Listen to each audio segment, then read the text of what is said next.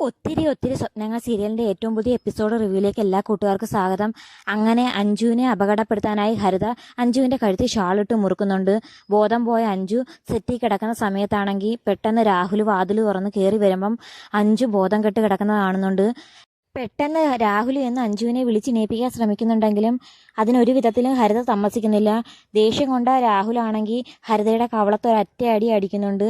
എന്നിട്ട് ഹരിതയെ അവിടെ കെട്ടിയിട്ടതിന് ശേഷം അഞ്ജുവിൻ്റെ മുഖത്ത് കുറച്ച് വെള്ളമൊക്കെ കൊണ്ട് കുടഞ്ഞ് എങ്ങനെയെങ്കിലും അഞ്ജുവിനെ എണീപ്പിക്കാൻ ശ്രമിക്കുന്ന സമയത്ത് ഹരിത അവിടെ എന്ന് പറയുന്നുണ്ട്, അവളെ എണീപ്പിക്കാൻ നോക്കണ്ട, അവൾ മരിച്ചു കഴിഞ്ഞിരിക്കുന്നു, നിനക്കുള്ള ശിക്ഷ ഇതാണ് എന്നൊക്കെ ഹരിത അവിടെ നിന്ന് പറയുന്ന സമയത്ത് രാഹുലിൻ്റെ കണ്ണിലൂടെ കണ്ണുനീരിങ്ങനെ പോയിക്കൊണ്ടിരിക്കുന്നുണ്ട്. പെട്ടെന്ന് അഞ്ജുവിൻ്റെ മുഖത്ത് വെള്ളം കുടയുന്ന സമയത്ത് അഞ്ജുവിന് ബോധം തെളിയുന്നുണ്ട്. ആ സമയത്ത് ഹരിതയൊന്ന് പെട്ടെന്ന് ഞെട്ടുന്നുണ്ട്. അങ്ങനെ ബോധം തെളിഞ്ഞ അഞ്ജു ആണെങ്കിൽ അവിടെ ഇരുന്ന് വിഷമിക്കുന്ന സമയത്ത് രാഹുൽ പറയുന്നുണ്ട്, നിന്നെ തനിച്ചാക്കിയിട്ട് ഞാൻ പോയത് എൻ്റെ കയ്യിലെ അബദ്ധമാണെന്നും പറഞ്ഞുകൊണ്ട് രാഹുലും അഞ്ജുവിനോട് സമാധാനിപ്പിക്കുന്നുണ്ട്. ഏതോ ഭാഗ്യത്തിന് ശർമ്മള ആൻറ്റി പറയുന്നത് കേട്ടിട്ട് ഇവിടോട്ടൊന്ന് തിരിച്ചു വരാൻ തോന്നിയത് കാര്യമായി, അല്ലായിരുന്നെങ്കിൽ ഇപ്പോൾ എന്ത് സംഭവിച്ചാനെന്നും പറഞ്ഞ് രാഹുൽ വിഷമിക്കുന്നുണ്ട്. നീ ഇനിയെങ്കിലും നന്നാവുമെന്ന് ഞാൻ പ്രതീക്ഷിച്ചതാണ് എൻ്റെ കയ്യിലെ തെറ്റെന്ന് പറഞ്ഞുകൊണ്ട് ഹരിതയെ നോക്കി രാഹുൽ ദേഷ്യപ്പെടുന്നുണ്ട്. പിന്നീടുണ്ടായ കാര്യങ്ങളെല്ലാം ശർമ്മള ആൻറ്റിയോട് വിളിച്ചു പറയാൻ രാഹുൽ പുറത്തേക്ക് പോകുന്ന സമയത്ത് ഹരിതയാണെങ്കിൽ ദാഹിക്കുന്നു, എനിക്ക് കുറച്ച് വെള്ളം വേണമെന്ന് അഞ്ജുവിനോട് പറയുന്നുണ്ട്. അഞ്ജു കുറച്ച് നേരം ഒന്ന് ചിന്തിച്ചിട്ട് കുറച്ച് വെള്ളം എടുത്തുകൊണ്ട് കൊടുക്കുന്നുണ്ട്. അന്നേരം ഹരിത പറയുന്നുണ്ട്, എനിക്ക് വെള്ളം കുടിക്കണമെങ്കിൽ എന്നെ കെട്ടഴിച്ചു വിടണം, അതുകൊണ്ട് കെട്ടഴിച്ചു വിടാൻ പറയുന്നുണ്ട്. അന്നേരം അഞ്ജു പറയുന്നുണ്ട്, നിനക്ക് വെള്ളം കുടിച്ചാൽ പോരെ, നിൻ്റെ വായിൽ ഞാൻ ഒഴിച്ചു തരാമെന്ന് പറഞ്ഞ് അഞ്ജു ഹരിതയുടെ വായിൽ വെള്ളം ഒഴിച്ചു കൊടുക്കുന്നുണ്ട്.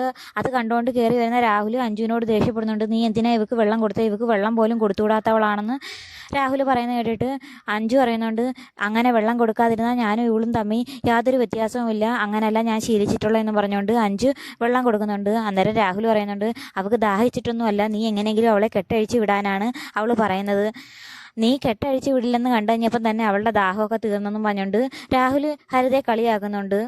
ഈ സമയത്ത് വിവേകാണെങ്കിൽ വർഷ തനിച്ചുള്ള സമയത്ത് വർഷയുടെ പേഴ്സണലായിട്ട് ഓരോരോ കാര്യങ്ങൾ ഇങ്ങനെ പറഞ്ഞുകൊണ്ടിരിക്കുകയാണ്. അങ്ങനെ അമേരിക്കയിൽ നിന്ന് തിരിച്ചു വരാനുണ്ടായ കാര്യങ്ങളെല്ലാം വർഷയോട് തുറന്നു പറയുന്നുണ്ട്. എല്ലാ കാര്യങ്ങളും കേട്ട വർഷ പറയുന്നുണ്ട്, ഇത് വെച്ച് ഞാൻ ഇനി വിവേകിനെ ബ്ലാക്ക്മെയിൽ ചെയ്യും, ഈ അമേരിക്കയിൽ നിന്ന് വരാനുള്ള യഥാർത്ഥ കാര്യങ്ങളെല്ലാം എനിക്കറിയാവുന്നതുകൊണ്ട് ഞാൻ എത്രയും പെട്ടെന്ന് എൻ്റെ കൂട്ടുകാരോടും വസുന്ധര ആൻറ്റിയോടൊക്കെ പറയുമെന്ന് പറഞ്ഞപ്പം വിവേക് പറയുന്നുണ്ട്, അങ്ങനെയൊന്നും പറയല്ലേ എന്ന് പറയുന്നുണ്ട്.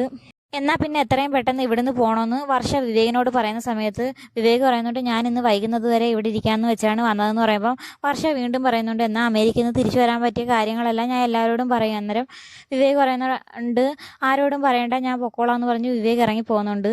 അങ്ങനെ ഡോറടച്ച് വർഷയാണെങ്കിൽ കിച്ചണിൽ പാചകം ചെയ്യാൻ തുടങ്ങുന്ന സമയത്താണെങ്കിൽ വിവേക് ബാക്ക് ഡോർ വഴി കയറി വരുന്നുണ്ട്. എന്തായാലും വർഷ എന്നെ അടിച്ച് പുറത്താക്കുമെന്ന് എനിക്കറിയായിരുന്നു, അതുകൊണ്ട് തന്നെ ഞാൻ ബാക്ക് ഡോർ തുറന്നിട്ടിട്ടാണ് കയറി വന്നത്. പക്ഷേ എന്നെ വർഷ അടിച്ചിറക്കിയില്ല, പകരം ബുദ്ധിപരമായി എന്നെ പുറത്താക്കിയതാണെന്ന് വിവേക് തമാശയ്ക്ക് പറയുന്നുണ്ട്. ആ സമയത്ത് വർഷ വീണ്ടും പറയുന്നുണ്ട്, എന്നാൽ അമേരിക്കയിൽ നിന്ന് വരാൻ ഉണ്ടായ കാര്യങ്ങളെല്ലാം ഞാൻ എല്ലാവരോടും പറയുമെന്ന് പറയുന്ന സമയത്ത് വിവേക് പറയുന്നുണ്ട്, എന്നാൽ എത്രയും പെട്ടെന്ന് പറ, ഞാൻ തന്നെ ഇപ്പോൾ വിളിച്ചു തരാം, അത് പറയാനുണ്ടായ കാര്യം എന്താണെന്ന് ഞാൻ അന്നേരം തന്നെ മമ്മിയോട് പറയാം, മമ്മി ഇച്ചിരി ദേഷ്യക്കാരിയാണെങ്കിലും ഞാൻ പറയുന്നതെല്ലാം മമ്മി കേട്ടോളും, കാരണം എനിക്ക് ഏറ്റവും കൂടുതൽ ഇഷ്ടം വർഷയായതുകൊണ്ടാണ് വർഷയോട് എല്ലാ കാര്യങ്ങളും തുറന്നു പറഞ്ഞത്. ഞാൻ സ്നേഹിക്കുന്നത് ശിവനന്ദയല്ല വർഷയാണെന്ന സത്യം എൻ്റെ പെണ്ണ് മുഖേന എങ്ങനെയെങ്കിലും മമ്മിയെ അറിയിക്കാമല്ലോ എന്ന് പറഞ്ഞുകൊണ്ട് വിവേക് പറയുന്ന സമയത്ത് വർഷ പറയുന്നുണ്ട്, അങ്ങനെയാണെങ്കിൽ ഒരു കാരണവശാലും വിളിക്കേണ്ടെന്ന് പറയുന്നുണ്ട്. അന്നേരം വിവേക് പറയുന്നുണ്ട്, ഇന്നത്തെ കിച്ചണിലെ എല്ലാ പരിപാടിയും ഞാൻ തന്നെ ചെയ്തു തരാം, എന്താണ് വെക്കേണ്ടതെന്ന് ചോദിക്കുന്നുണ്ട്. അന്നേരം വർഷ അറിയുന്നുണ്ട്, അതിന് എന്തെങ്കിലും വെക്കാൻ അറിയാമോ എന്ന് ചോദിക്കുന്ന സമയത്ത് ഞാൻ എല്ലാം റെഡിയാക്കി തരാമെന്ന് പറഞ്ഞ് വിവേക് അങ്ങനെ പാചകം ചെയ്യാൻ പോകുന്നുണ്ട്. ആ സമയത്ത് വിവേക് തൊഴുതുകൊണ്ട് പ്രാർത്ഥിക്കുന്നുണ്ട്, ഞാനിന്ന് വെക്കുന്ന എല്ലാ പരീക്ഷണങ്ങളും വർഷയ്ക്ക് ഇഷ്ടപ്പെടണേ, വർഷയെ കാത്തോണേന്ന്. അന്നേരം വർഷ വന്ന് പറയുന്നുണ്ട്, ഒന്നും ചെയ്യാൻ അറിയില്ലെങ്കിൽ മാറി നിൽക്കി, ഞാൻ തന്നെ ചെയ്തോളാം എന്ന് പറയുന്നുണ്ട്. എന്തായാലും മുന്നോട്ട് വെച്ച കാലം ഇനി ഒരു കാരണവശാലും പിന്നോട്ട് വെക്കുന്നില്ല, താൻ എന്നെ എല്ലാം ഹെൽപ്പ് ചെയ്യാമെന്ന് സഹായിച്ചു തന്നാൽ മതി, ഒന്ന് പറഞ്ഞു തന്നാൽ മതി, ബാക്കിയെല്ലാം ഞാൻ തന്നെ ചെയ്തോളാം എന്നും പറഞ്ഞ് വിവേക് അങ്ങനെ പാചകം ചെയ്യുന്നുണ്ട്. വിവേക് വെക്കുന്ന കറിയൊക്കെല്ലാം പ്രത്യേക സ്വാദ് കണ്ടിട്ട് വർഷയ്ക്ക് വളരെയധികം ഇഷ്ടപ്പെടുന്നുണ്ട്. ആ സമയത്ത് വർഷ ചോദിക്കുന്നുണ്ട്, മുമ്പ് തന്നെ പാചകം അറിയാമായിരുന്നോ എന്ന് ചോദിക്കുന്ന സമയത്ത് വിവേക് പറയുന്നുണ്ട്, പെൺകുട്ടികളുടെ മാത്രം പരിപാടിയല്ല പാചകം ചെയ്യൽ, ആൺകുട്ടികൾക്കും വേണമെന്നും പറഞ്ഞുകൊണ്ട് മമ്മി എന്നെ കൊച്ചിലെ കുറേ പരീക്ഷിച്ചിട്ടുണ്ട്, അങ്ങനെ ഞാൻ പഠിച്ചതാണെന്നൊക്കെ വിവേക് പറയുന്നുണ്ട്. ഈ സമയത്ത് അഭിരാമി എല്ലാ സംഭവങ്ങളും അറിഞ്ഞിട്ട് നേരെ അഞ്ജുവിൻ്റെയും രാഹുലിൻ്റെയും അരികെ ചെല്ലുന്നുണ്ട്. എന്നിട്ട് ഹരിതയുടെ കവിളത്തൊരടി അടിക്കുന്നുണ്ട്.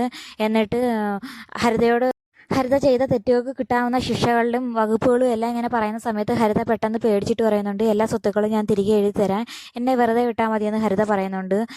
ആ സമയത്ത് അഭിരാമി പറയുന്നുണ്ട്, അതെല്ലാം നിയമപരമായി മേടിക്കാൻ ഞങ്ങൾക്കറിയാം, നിൻ്റെ സഹായം വേണ്ട, നിന്നെ എത്രയും പെട്ടെന്ന് ജയിലിലാക്കും, 10-20 വർഷം നീ എങ്ങനെ ആയാലും ജയിലിൽ കിടക്കേണ്ടി വരും, അഞ്ജുവിൻ്റെയും രാഹുലിൻ്റെയും കുഞ്ഞിൻ്റെ കല്യാണം പോലും കൂടാൻ നിനക്ക് സാധിക്കില്ലെന്നൊക്കെ അഭിരാമി പറയുന്നത് കേട്ടിട്ട് ഹരിതയാണെങ്കിൽ പെട്ടെന്ന് ഞെട്ടിത്തരിച്ചിരിക്കുന്നുണ്ട്.